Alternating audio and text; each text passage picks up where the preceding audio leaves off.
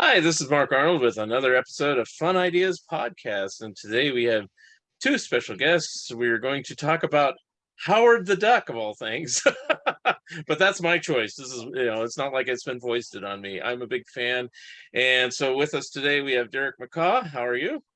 I'm good. I should say longtime Howard the Duck fan and want to confirm, yes, you put this out on Facebook, not the way around. I hope you can see Howard behind me, plush version up on my shelf. And Okay. longtime fan. And Chris Leonido, how are you? I'm doing okay. I'm somewhat of a hot Marvel enthusiast, but I know a few things about Howard, and it's always interesting to have a conversation about that one odd duck that's always brought up into the room, if we can safely call Howard that. He is. Given on the history of the character itself. All right. So I guess I'll make sure to say you by name so everybody's not talking over each other. Obviously, if you want to interrupt, just kind of raise your hand or whatever. I'll start with Derek since he was here longest. So I have been on for 24 hours, making sure that I got in this slot. Yeah. Okay. So Derek, so Derek, starting with you, how did you become a Howard the Duck fan, and when was that? It would be that when Marvel first announced there would be a #1. So I was not a Man-Thing reader, which is, where he started. And but I saw the ads and was like, oh my gosh, this just seems really fun. So I don't know, I was 6th or 7th grade.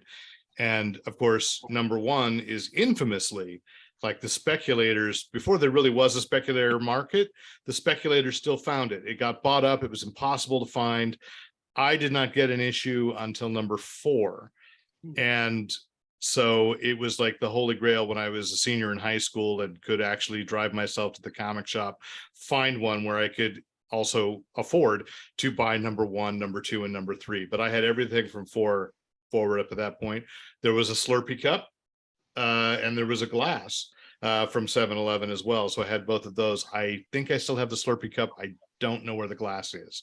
And that is great pain to me. But that was it. Like I would practice drawing him because I was already practicing drawing Donald, and thus, at that time, bringing down the wrath of 2 rights holders by doing that. So, I thought I was going to be an animator when I was a kid. And so, Howard just made sense. And then I didn't get half of what was going on in that book until I reread it as a high schooler, and as an adult, which I revisit from time to time. Oh. And Chris, how did you encounter Howard the Duck, and when did you become a reader? It was a bit of an odd tale when I was in middle school, because I was sort of going through an odd phase in middle school. I had this strong F you and F everyone. We can curse on here, can we? Oh yeah, you can. Yeah. Okay. Yeah, I was in a strong fuck you and fuck everyone mood, and my tastes were a little different from everybody else's at the time. And I sort of discovered Howard through that poster of that horrible live action movie.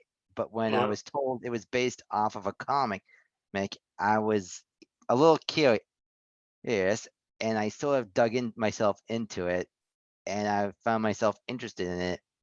To my surprise, I ended up enjoying what I was reading because it was different from what I was usually reading in terms of comics at the time when I was at that age. And needless to say,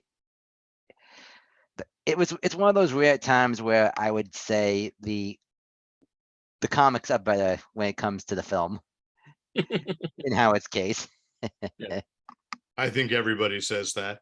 The soundtrack, the one thing I will say that I like about the movie was the fact that it had a pretty good damn soundtrack. Yes. Sadly, it's wasted. That's true. It's like I still when I was preparing this, I'm like, Howard the Duck. Because it's the Thomas Dolby. And he was hot stuff back then. The score, You're the Duck, Yes, is my favorite score because it's a bit of what's the word, emotional score, where you know that Howard is the hard edge guy, but it shows that there's a soft side to that duck if you just imagine it. I just sort of, I kind of relate to that kind of tune with that particular score, because I think we've all had those kind of days. Yeah. I would describe, because I'm a fan of the movie, but it's an awkward fandom, right? Because it's not right. I was there first show, first day, and at the Century, you would know the theater, Mark, Century 22, I think. Oh, yeah. And afterwards, and I think I saw it maybe 3 times theatrically because I wanted it to stay alive. But even then I knew it was like, that was a movie written by someone who, the first half of that movie is someone who remembered what the comics were. They might not have reread them, but they sort of remembered what the character was about. And then the second half of that movie was taken over by someone who had no idea what character they were writing. It kind of shows, to be honest. Yeah.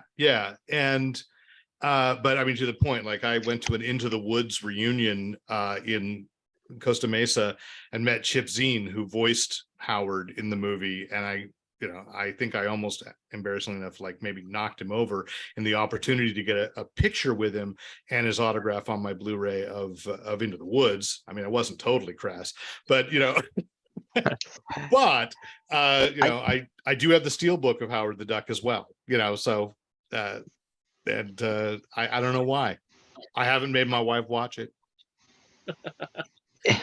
I guess before we continue, I'll say my background. So, for me, it's like I always grew up with more of the funny stuff, but I had a dabbling in superheroes. I would buy Superman and Batman and Spider-Man and stuff like that. But Howard the Duck was kind of interesting to me in the 70s. I knew about the first issue being hard to find, and I wasn't a regular at a comic book store. Granted, this is the late 70s, so there weren't that many around. And I never seemed to see it when I went to like a newsstand or 7-Eleven or wherever they were selling. And then I did go to a comic book store in 1977. And the first Howard the Duck I saw was number 11. And I go, wow, there it is, Howard the Duck. So I grabbed it. And it was kind of a haphazard way. I tended to get most of the issues, but it's not like the way now where you could buy anything anywhere online or whatever. And but I did eventually get all the back issues and all the forward issues and everything like that. And I read through them and everything like that, and was enthralled. And Steve Gerber kind of became, he was the creator and everything, became like a hero to me for a while there, and I thought he could do no wrong. And then I was really pissed off that it got canceled. And I think I forgot if they kicked him off the title or if he left the title. It's probably a combination, but I still stuck with it. I bought the black and white magazine. I bought the movie adaptation. I didn't see the movie in the theater because it looked scary to me. Not like scary like I couldn't watch it, scary like it doesn't look right. And so I eventually just saw it on home video, and I was kind of partially correct. He doesn't look right to me as in the movie, and I almost think in CGI they could like remorph his face to look like he's supposed to look. But anyway, that's me. And I've just kind of stuck with it through thick and thin, but it's kind of almost a forgotten thing, even though they kind of stick him in the current MCU movies and stuff like that here and there. But, I don't know if they're ever going to do another full movie or not. So anyway. I don't see where there's a space on the schedule, quite honestly. But, I'm with you. I've heard a lot of different reasons why all these things happen. So I'd say, like, with the black and white magazine, Steve Gerber left. He sued Marvel. He was a pioneer in trying to get control over his essentially work for hire character, right? And they made a settlement, but there's a spin-off, you might call it a spin-off character, Destroyer Duck from Eclipse Comics that was, I think it's being reprinted too. They're gathering them all up into a volume that Jack Kirby worked on. It was all the money went to fund his lawsuit. And there's a crossover between the Savage Dragon and Spider-Man, and Howard the Duck is in there. And it was a way of kind of taking Howard over into the Image universe and saying he was free and given a witness protection thing. And they created a clone of Howard and a clone of Beverly Switzer. And that's who is in the Marvel universe now. So they say. Yeah, it was convoluted and like, who remembers and who cares? But yeah, because Bill Mantlo took over for the magazine. And I remember that when you said like you were into comics and to cartoony characters. And I know you still are, and I love following who you're writing about and why. And but I remember I accidentally left the first issue of the black and white magazine out in the family room. And my mom picked it up and thumbed through, and that last page, Oh no! which actually echoes the last page of the first issue of the comic book, Right. then it's more innocent because they couldn't say it was under the comics code. But once it went to a magazine, and my mother tried to tell me, like I was 14, you can't buy this magazine because Howard the Duck is wrong. He goes against everything that Donald Duck stands for. I have a feeling that someone was going to compare Howard to that other duck that is Donald Duck. Well, they were sued. That's the irony too, right? Disney sued Marvel, and that's why at one point in the magazine, Howard got pants, and was tailored by a Walt Disney lookalike. And so it was, and they changed his look. And that's why even now, Joe Quinones, is that the one who redesigned him with the Chip Zdarsky run? He doesn't look the same anymore. And he certainly doesn't look the same. There you go. That's the current look. Yeah. He's a little, that's how he looked in the Guardian movies. At least yeah. I believe that's the concept artwork of it. Yeah. He looks a little meaner. He looks a little more like that's the guy who plays poker and smokes cigars. But it is clear when I was looking at, as I told Mark before we started recording, I dug out my omnibus to protect my original issues and started going through. And Frank Brunner's take was, it's so clearly Donald Duck dressed differently. And, they were taking pot shots. In fact, it even says in the first issue, spiritual guru Carl Barks. So they made no bones about that. Dropped after the first issue. So I just think it's weird that now that Disney actually owns them, let him look like Donald again, because it's a better design. Yeah, it's a better design. That actually begs the question: how long until we get a Donald Duck story with Howard in Donald's universe? I'd love to see one.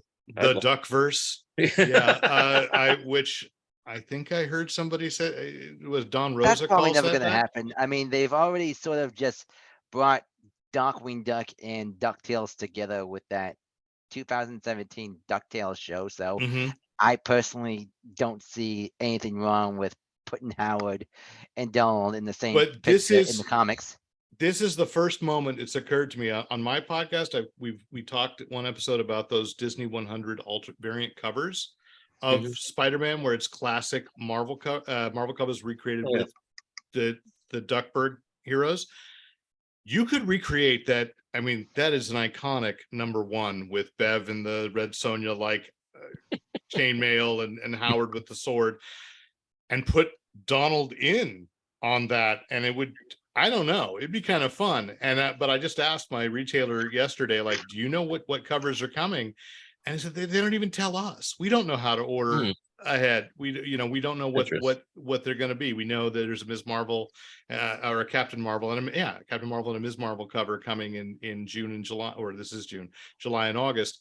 And after that, they don't know. And it's anybody's ball game. But that would be so awesome. Just a one shot. That's all I'm asking for. I wouldn't mind that sort of thing happening as long as you get the right writer and the right artist to do the job. Yeah, and I want Super Goof to run around in the background. Here's a cover I'd like to see: is it'd be Howard the Duck, drawn the Donald way, diving into the money bin, and Uncle Scrooge saying, "Hey," what artist do we know that we could commission that print? Because I would Well, I Don think Rosa it's Dave might do it. I Alvarez don't can know. draw good ducks. Dave Who? Alvarez. Yeah, okay. I was thinking, I know, I do know a storyboard artist down here that maybe I could suggest it to him and pay handsomely for a framed print of that. What a great idea! Thanks, guys. This podcast is paid for itself, or at least it is It's already off to a costing me good start. money. But Right. that's okay. That's And okay. of course, Frank Bruner's still around, so you could probably get him to do it. You are a tempter. Which wouldn't hurt. Yeah. Let's see, what was I going to say? So I guess for historical reference, I will just kind of throw out there for people who are kind of curious about the history of Alfred, history of Howard the Duck, that he originally appeared in Adventure into Fear number 19, and kind of is just an afterthought because it's really a Man-Thing story, as Derek said. Adventure into Fear, strangely enough, was a reprint title initially, and then they started doing new stories. And the Val Myrick was the original artist that just kind of, it was just tacked on as kind of a throwaway gag. Quite literally, right? He Yeah. just walks out of the swamp and says, "Well, I'm here. What's going?" It is so weird. And I read an interview with And Steve everyone Gerber. was just sort of speechless, like, where the hell is that duck?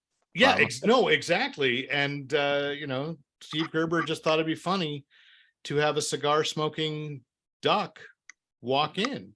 Yeah, And what was then- he smoking? Yeah. Anyway, That's a totally different podcast. And then I guess the next ones were Giant Size Man-Thing 4 and 5, where they just had backup features with Howard. And I guess it just took off from there. I noticed, and it's kind of ironic now, because if you do anything with Marvel now, it's always, you're going to see X-Men or Spider-Man or something like that. You won't see Howard. But back in the late 70s, and you can see this if you look in the comic books, Howard is always in the subscription ad. He's in every ad. And then if you get Overstreet price guides from the time, everybody puts Howard the Duck in their ad. I mean, it's just amazing how popular this character was. Huge. Like, I mean, they ran him for president. I mean, I wouldn't call him the black sheep for Marvel, but he was sort of the oddball for Marvel. Yeah. At the time, you had the superheroes, but then every now and then you had the one oddball, and Howard was the oddball, but a good oddball. But at the same time, yeah, that's the Duck for Marvel. Yeah.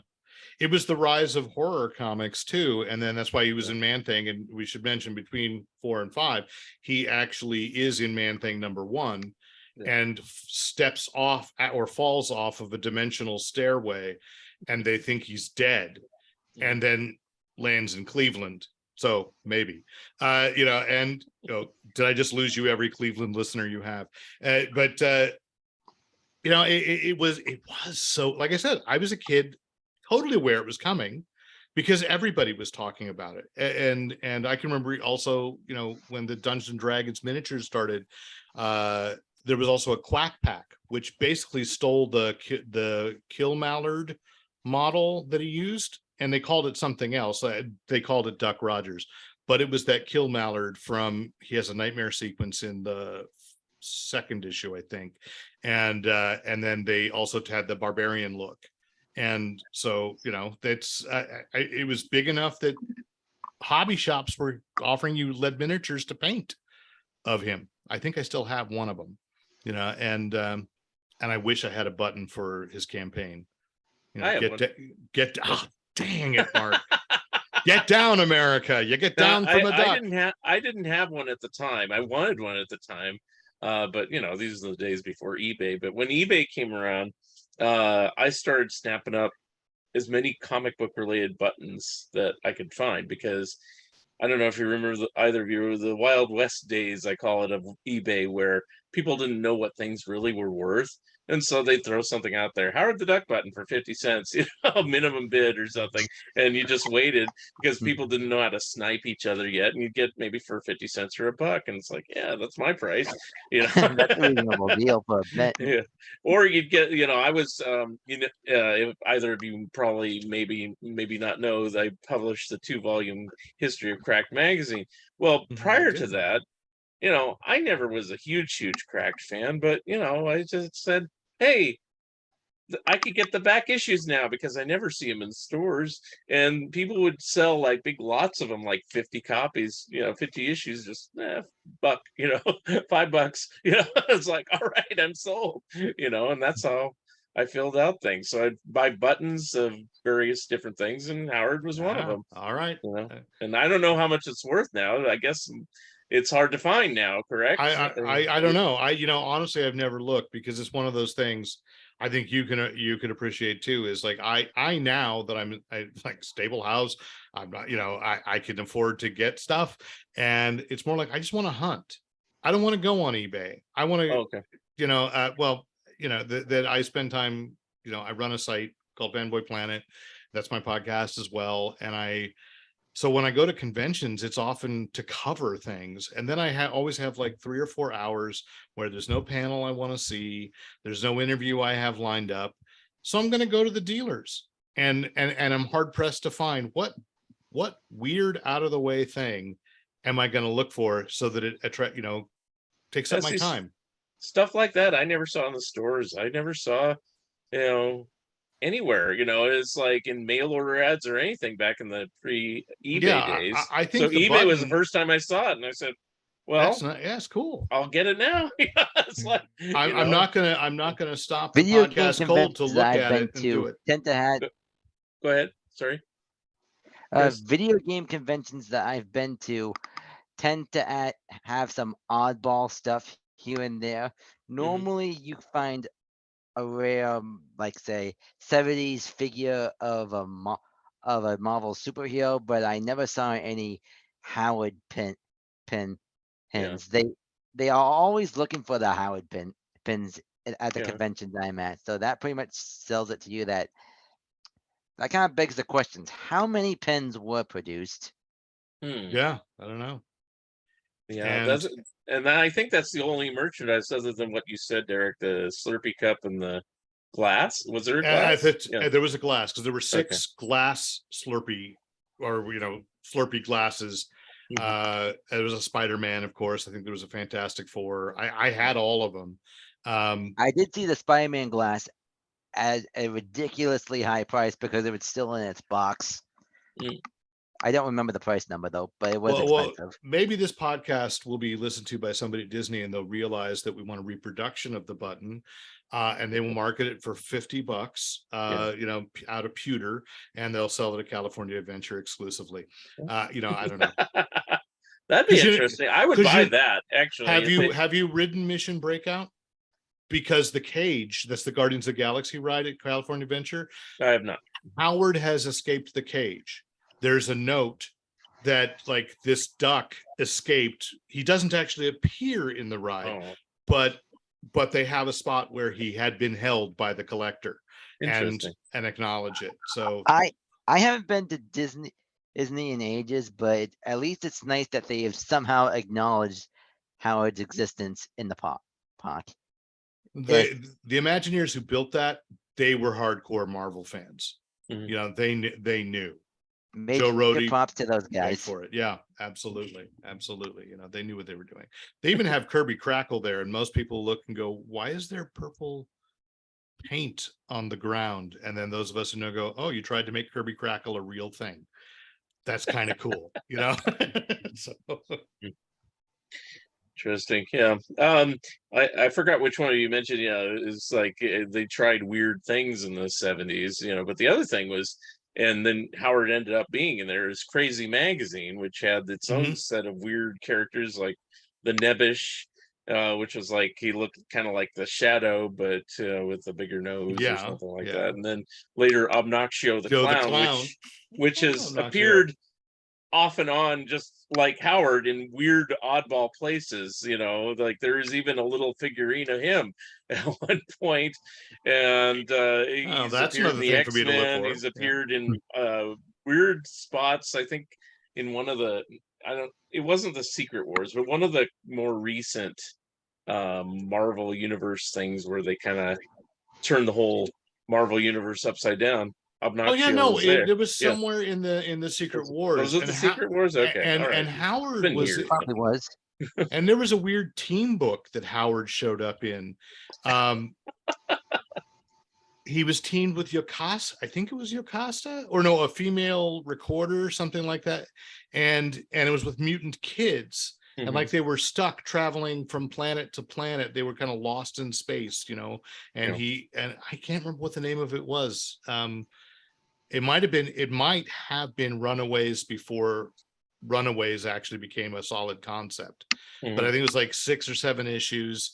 And it was so weird because it wasn't Howard. It was just one of those things where I was reading it going, yeah, because after Steve Gerber, I'd say the only writer, even though I don't like the redesign Joe Quinones did necessarily, I think Chip Zdarsky's run was the closest it's come to being what Steve Gerber's was. But to go back to how crazy that book was, and how experimental Marvel was at that time. Sometimes you read comics from that time and you go like, who was minding the store?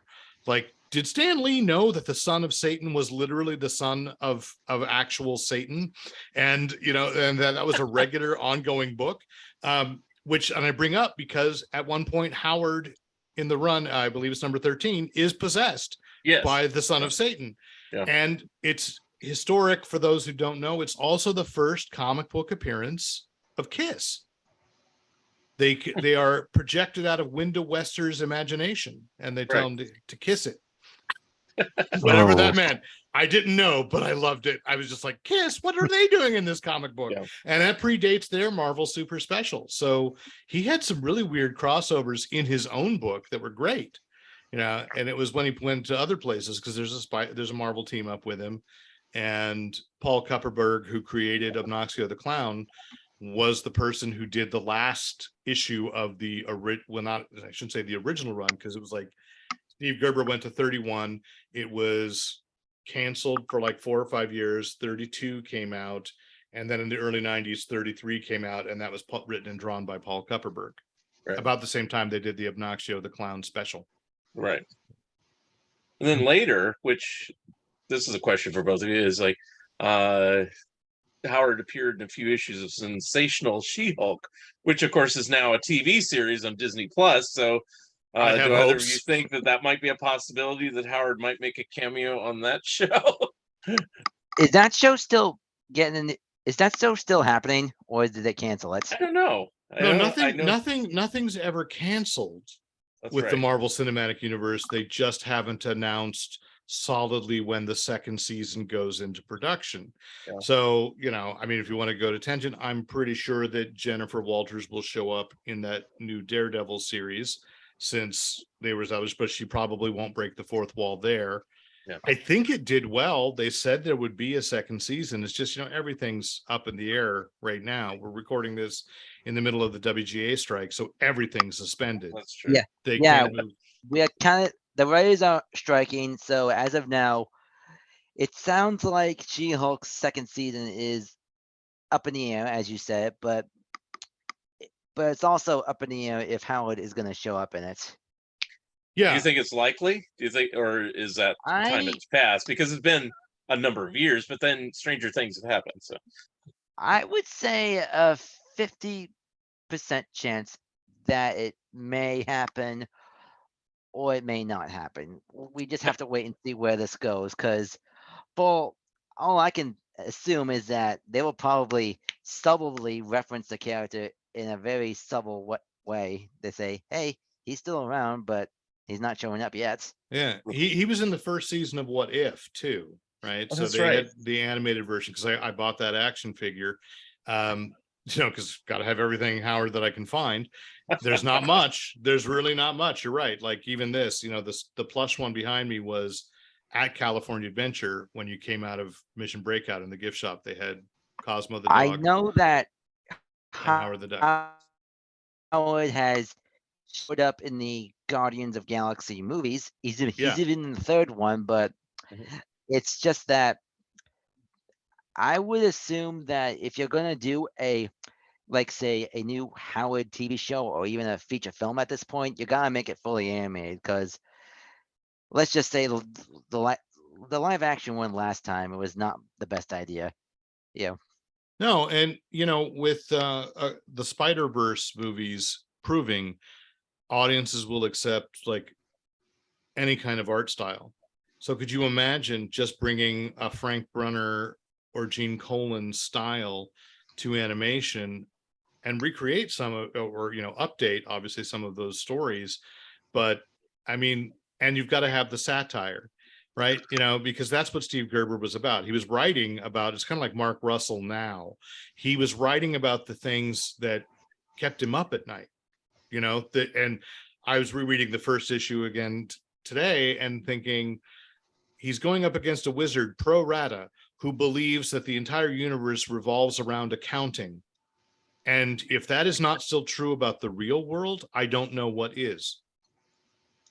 I mean, it's way ahead of its time, but It, yeah, um, and why he ran for president, he was it, just out of it. it's if Sony Animation, or at least if I would say, let's say if someone was actually in the, I would say, how can I word this? How can I word this? Now I got it. Now I got it. The it if they could take the style of how Spider-Ham was animated Mm-hmm. and apply that to Howard and give Howard his own movie, Mhm. but keep everything that we liked about the character in the comics, I would be perfectly fine with that. Mm-hmm. Now I'm That's going what. through. Oh, Oh, sorry. That's why he fit in What If, in mhm, that series. mhm.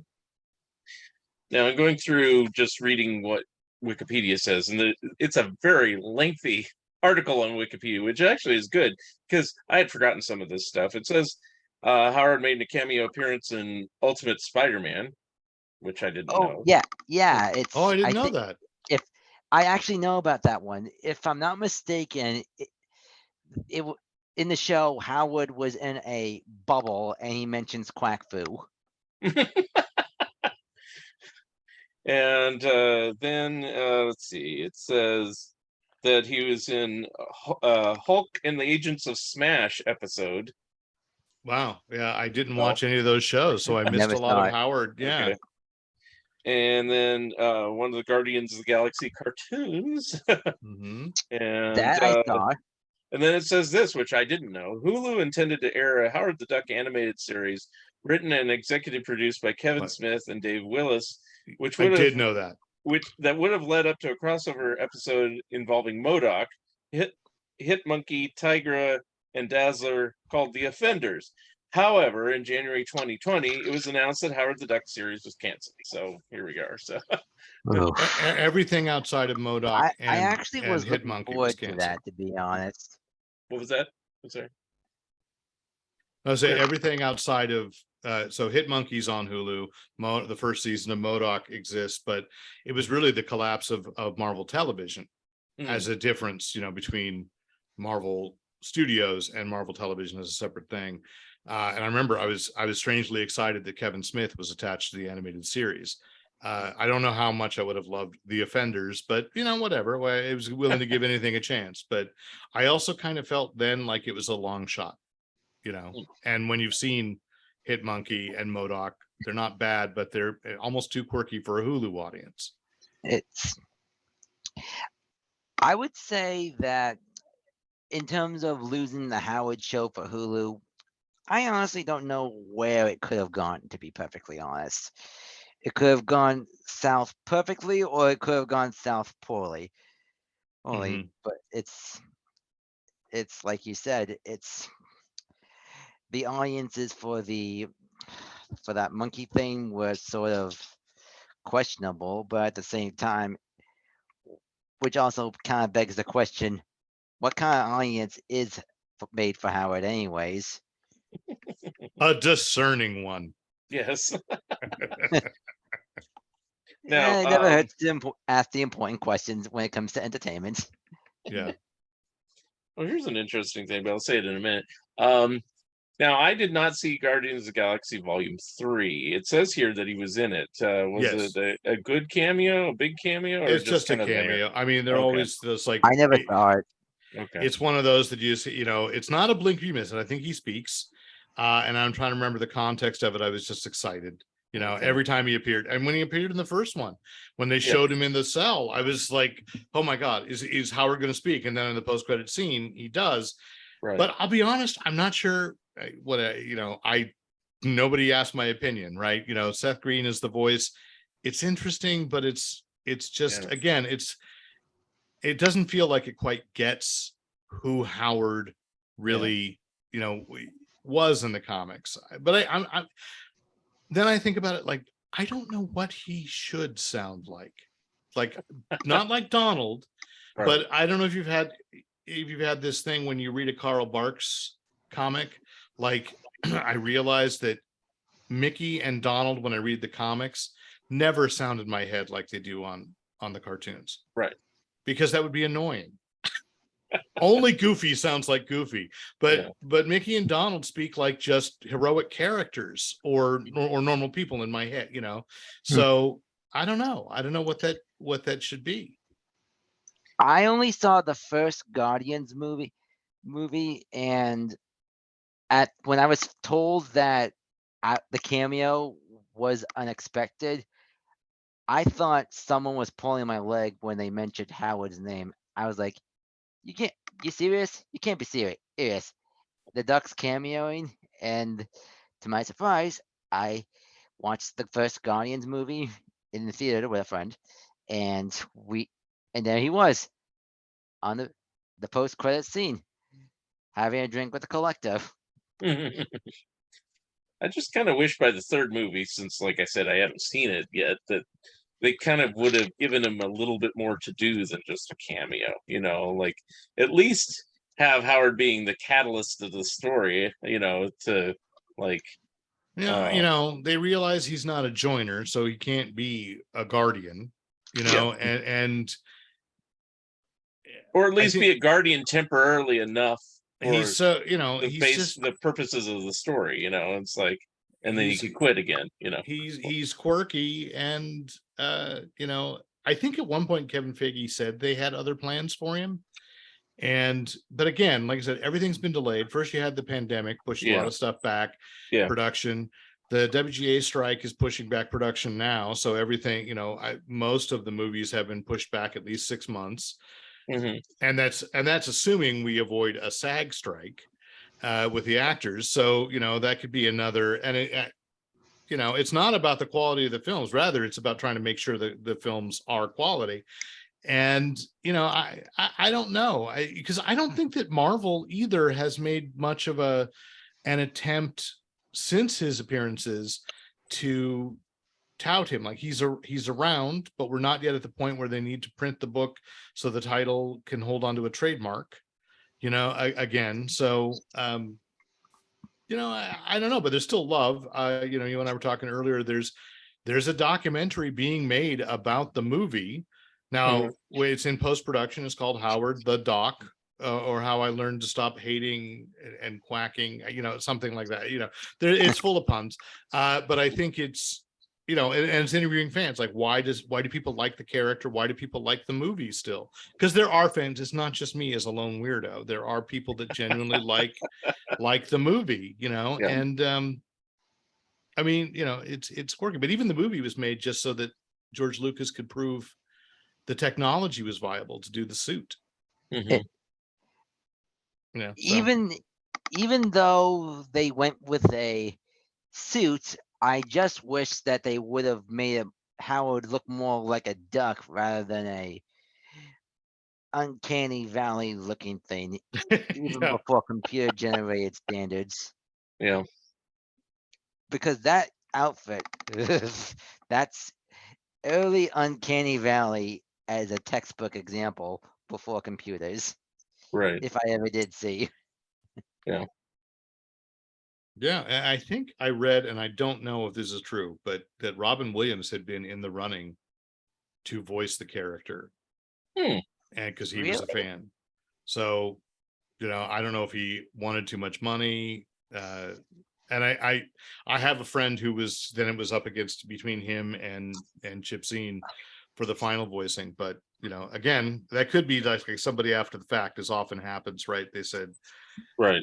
Robin said, might have said I would have done it, and then somebody ran and put it on Wikipedia, although it Yeah. might not be on Wikipedia. But I didn't see it in the Wikipedia stuff, but I did see this, which is interesting, and this is a good point time to bring it up. It says in 1980, a pilot for a Howard the Duck radio show was recorded with James Belushi in the title role, although the program was never aired. So I guess it exists somewhere, which would be interesting to hear.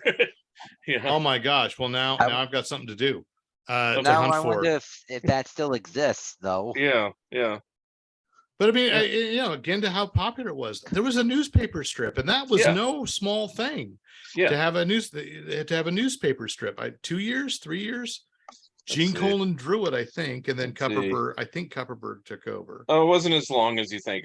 June 77 to October 78, but still, it's nothing to sneeze at. It's because over I a mean, year. Yeah. It's like what other comics other in recent times, meaning the last 40, 50 years, have comic strips that were also comic books. I mean, of course, Archie's been around forever, but even Superman, Batman, and all those comic strips went away. Spider-Man lasted longer, but what Mhm. else? They had a Star Wars, if you consider that's Marvel. Well, I mean, it was produced by the Not same Marvel, people. but the only thing that comes to mind is Dick Tracy, to my surprise. Yeah. And it started out as a strip. There was a thing called I think it was called the World's Greatest Superheroes. Yeah. In the late 70s was Batman. It was the whole Justice League, really. That's right. Right. And they could rotate around. But the local paper, the San Jose Mercury News, let's name drop it. They didn't carry it with any consistency. No. So I never got to read any of them. Yeah. The only time I ever saw Howard the Duck comic strip, I saw it once when I was traveling. I got a Sunday paper, and there it was. I don't even remember where the paper was because I clipped the strip out. I have the strip, but I don't know which paper it was. I didn't care. And then Comics Journal used to reprint some of them back in the day. Yeah, And I'd love so someone to gather them up.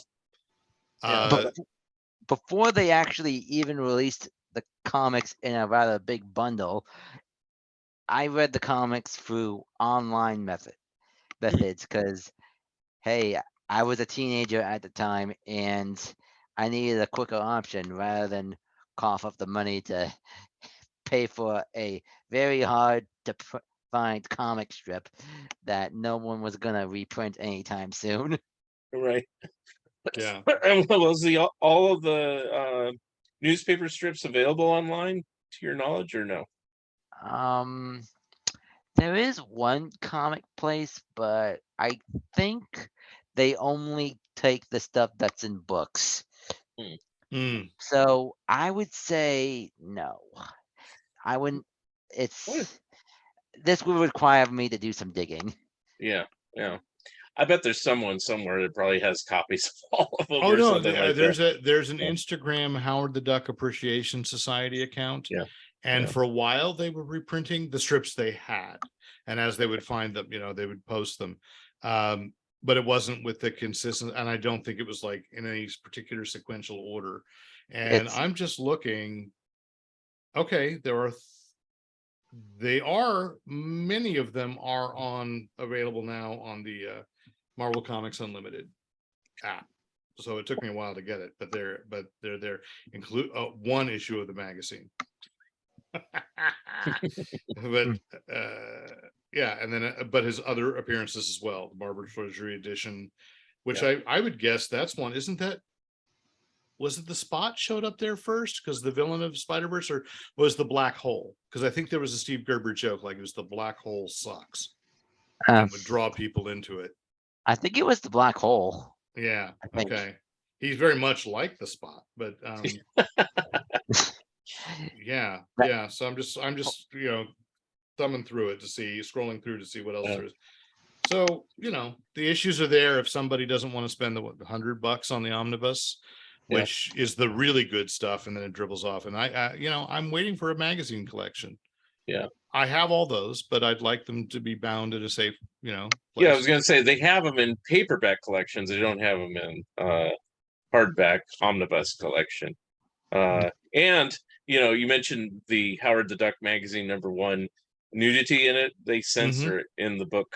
I don't know if you've ever bothered to look, but she's No, because I didn't know it had been gathered. I'll buy the trade paperback. I didn't realize since that it's was considered for all ages, they censored it. So now she's suddenly has a sheet covering her top. it's sort of like the Tomb of Dracula. They're all the It's female similar to that. vampires are- Yeah, and so there's 4 volumes of Howard the Duck. I don't know the name of it, but there's 4 volumes of it. I'll take a look. The last couple volumes reprints all the stuff from Crazy, which was usually just like a 1-page gag, and it reprints any advertising that had Howard the Duck. Which, like I said, they used to have subscription ads that always had Howard in there, and then it did all the magazine stuff, but only the Howard stuff. It didn't have the Street People and the other features. All right, there was interesting back. Was that where Greenberg the vampire had a solo appearance? Maybe. Was yeah, it? I don't remember. I just remember really discovering both Trina Robbins and Steve Lealohoa's artwork through the backups in those magazines. Yeah. Yeah. And I believe in the very back of the 4th volume, they have just like random original art, like something that was on a Howard poster or whatever, it's like, and the cover to the Treasury and things like that didn't really have any new material, things like that. So those 4 volumes are worth getting too. I don't have the big omnibus because I've always found it a bit pricey, and just to buy it yet another time, I don't know. I don't want to spend. I found it at a very good price. Yeah, so if I find it a good price, I'll take the plunge, but haven't yet. So yeah, I think I got it at a clearance sale, like half price, and I was like, "That's worth it." That's what I want. And I generally try to resist omnibuses because I don't know if I have the upper body strength to have a large omnibus collection. So that's.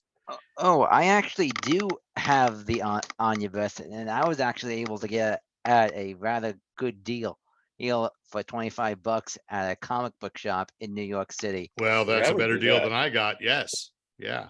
And I would say best score ever. Yeah. See, for me, I would take the plunge if I never had the comics, but see, I have all the comics, and so to pay it again to get basically everything I already own, it's like, and I always think, I'm you, that sir, way. You're not a hardcore collector then. Yeah. I'm sorry. Well, since you're from the San Francisco Bay Area, Derek, you know of Lee's Comics and everything, and you shop there. Yeah.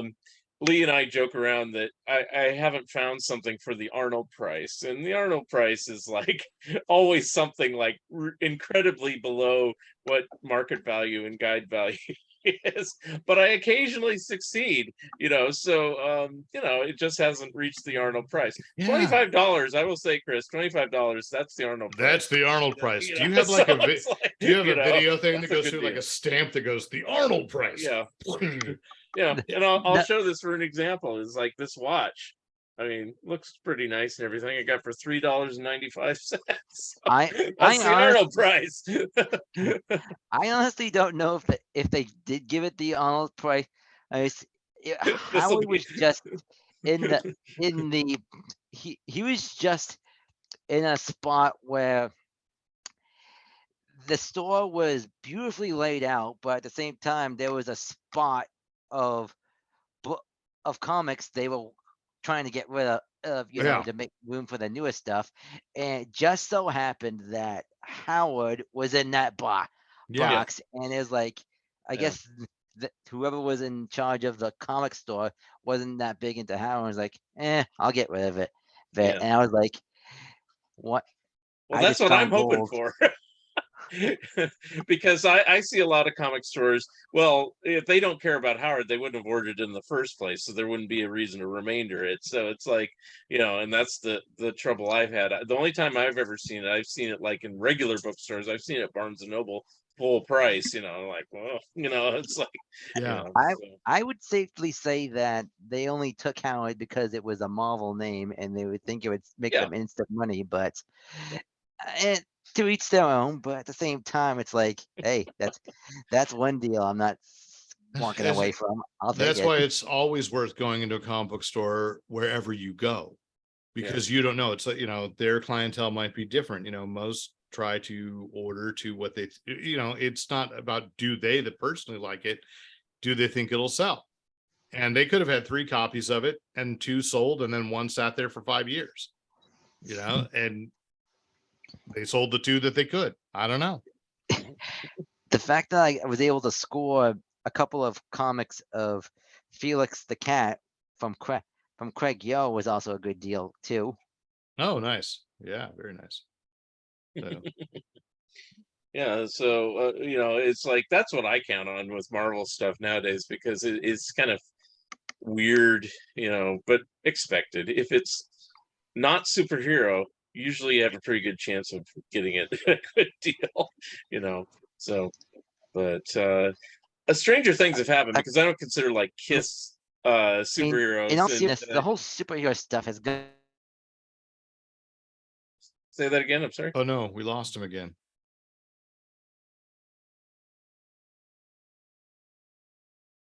We lost you.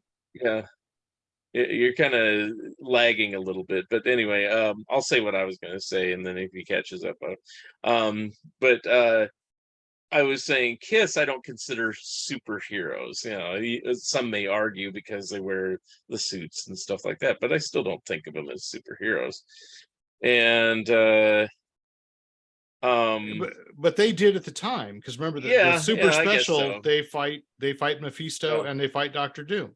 Right. They themselves wanted to be superheroes. Right, I guess so. But what my point is, I never, until recently, it's like you could find Marvel Comics Super Special #1 relatively inexpensively, but now it's like, oh, it's their blood, and they're doing their final tour, so I'm seeing it like $300, $400, $500, whereas before, $50-$60 or less, and I'm like, certainly I'm not the Arnold price. Yeah, I'm certainly not a huge Kiss fan one way or the other. I like some of their songs, but I don't need to get all the comics and everything. So, but I could have bought that one as a novelty if it fell in the same kind of place as Howard the Duck. It's like, that's not really Marvel stuff, cheap, but no, there's enough Kiss fans to make up for it. So anyway, absolutely.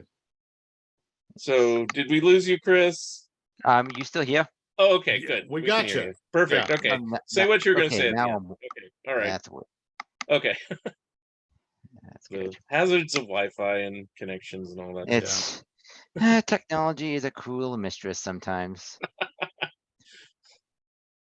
So I was pretty much going to start wrapping it up here. We had a decent conversation, and I guess I'll start with Derek, since again I started with him, and usually what we do at this time of the show, you can kind of say if you're working on any projects or anything, or if you're making any personal appearances, or if you want to encourage anybody to contact you. So have the floor, and you can add on, what you think might be seen after this writer's strike with Howard the Duck. Okay, go ahead. All right. Yeah. As I think I cleverly, or not so cleverly, snuck in, I run a site called fanboyplanet.com. I do the Fanboy Planet podcast, which is about every 3 weeks a new episode comes out. I will be appearing at BayCon as a guest, and moderating a panel on characters in the public domain and using them for good and not evil. We'll see how that's going. And also Picard on, I think it was the Sunday of the 4th of July weekend at the Santa Clara Marriott. I am also moderating a panel at Comic-Con in San Diego, but I don't think I'm allowed to mention it yet. And I don't know how long it's going to be before you edit this and so forth. So I can say that I'm doing it. I can't say what it is, but I am. Okay. It is Marvel adjacent. So there you go. I've also got a book out to go along with you. And I know you've written about some wholesome, healthy ones on my mother who said that Howard the Duck was evil. I wrote a book called I Was Flesh Gordon about the first adult film parody, or burlesque, as I like to call it. So that's available. And I'll be doing a signing at Baycon about that. And as for what's going to happen to Howard, I would still love to see. I mean, you saw Werewolf by Night one-off, right? On Marvel, on Disney Plus, only an hour-long special. There's room to do something with Howard. I would, though, agree with Chris. I'd rather see it animated. So it's going to take a while. I mean, that's the thing. Is anything in the pipeline like that, it's going to take 4 or 5 years. And so I'm watching my weight, exercising, so I can live long enough to see the next Howard the Duck multimedia project. Maybe we'll have it in time for, which is shorter than 5 years, but 3 years, for the 50th anniversary of the first Howard the Duck comic. So, Wow, that just made me feel really old. 50 years. I mean, well, it's 50 years this year of Howard, period. So that oh. That's part of the reason why we're doing this 50th anniversary of Howard the Duck. Oh my gosh. Okay. Anyway, well, Has it really been 50 years? Yeah, Wow. yeah. Well, that first issue was cover dated December 1973. So there you go. 50 years. So. I'll be damned. Time flies. All right, Chris, you're on. Tell us the same things. I am pretty much a freelance hobbyist cartoonist. I pretty much draw in my own time. I'm currently looking for work as an artist, but my artwork is a little risque, but not too risque, but more on the lines that would be something suitable for the lines of Adult Swim or the mature audiences, that is Comedy Central, but not in the too extreme ways. I'm more of an artsy type of guy that's sort of like a cross between, like, say, Shane Glaine's meets what's his, like, underground comics sort of way, but with my own twist. I'm currently not working on anything at the moment that's under any NDA stuff. I am working on stuff on my own here and there. I just haven't had the time to balance out the work of when I can actually get to saying said work. Because hey, my life is kind of complicated, especially where the world is for the art world nowadays, especially with all the old AI crap being in the way of everything, killing us artists out of the job for potential jobs. And as for Howard's future, I would say that's up in the air. Yeah, I mean, as much as I would like to see Howard get something new, I'm not saying it's out of the question. It may happen, but we have to wait and see what happens. I mean, the Guardian films showed that Howard's comeback, if we can call it that, is shown that there is interest for the character. It all depends on the execution of reintroducing the said character to the modern day audience who are not familiar with the character outside of the Guardian cameos, who don't plan on watching the live action film from the 80s. So if they're gonna do that, I suggest make it like animated in a similar way of Spider-Verse. That's probably my best safe bet on a guaranteed Howard film. But all in all, we just have to wait and see where that goes. But I, for one, would like to work on such a project if that ever comes into light. Well, there you go. All right. So if somebody from Disney, after the writer's strike is done, hire this man to help you out. I'd be more than willing to draw I agree with you. ducks for you, especially that Krabby Duck.